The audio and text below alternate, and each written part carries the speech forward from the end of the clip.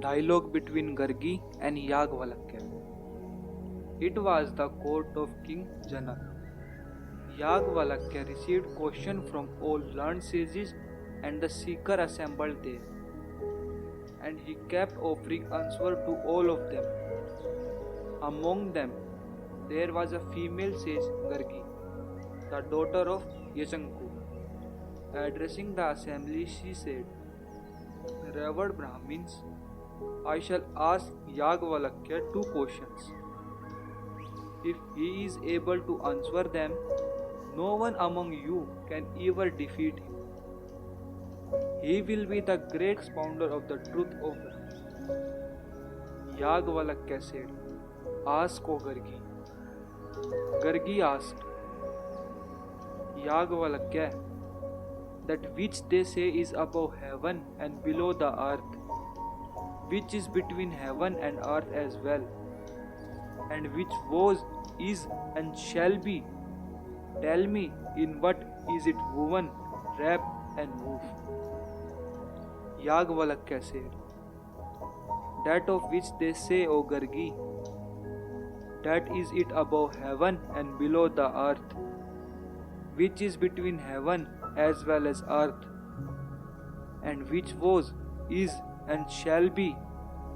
That is woven, wrap, and woof is the ether. Ether means Akash. Ether is the subtlest element, so subtle that is often identical to consciousness. Without it, nothing can exist, yet there is more. Gargi said, Thou hast answered my first question. I bow to the thee. O Yagvalakya, be ready now to answer my second question. Yagvalakya said, Ask, O Gargi. Gargi said, In whom is the ether woven, wrapped, and woof? Yagvalakya replied, The seers, O Gargi.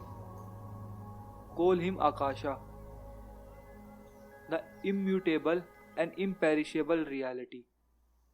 He is neither gross nor fine, neither short nor long, neither hot nor cold, neither light nor dark, neither of the nature of air nor of the nature of ether.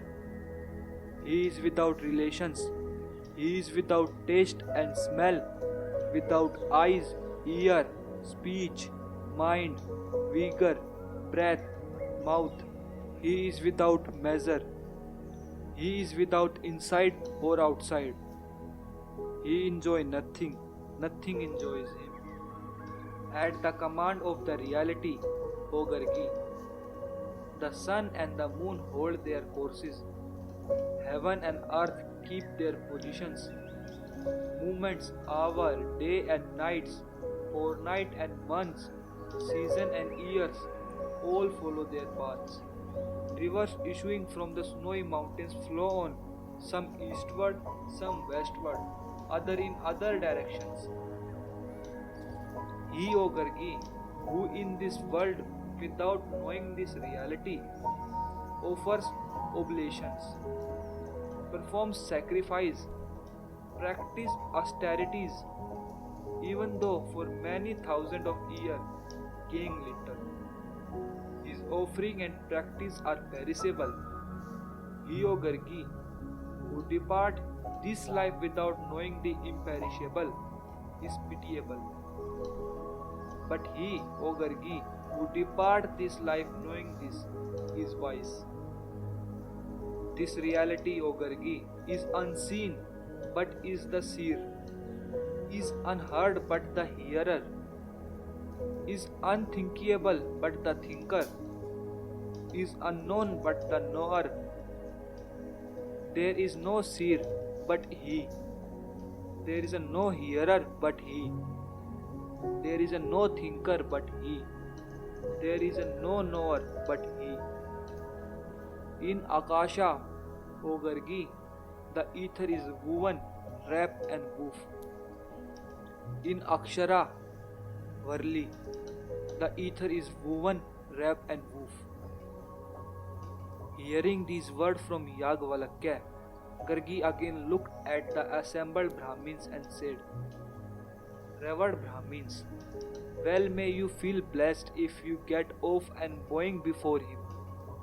No will defeat Yagvalakya, expounder of the truth of Brahma.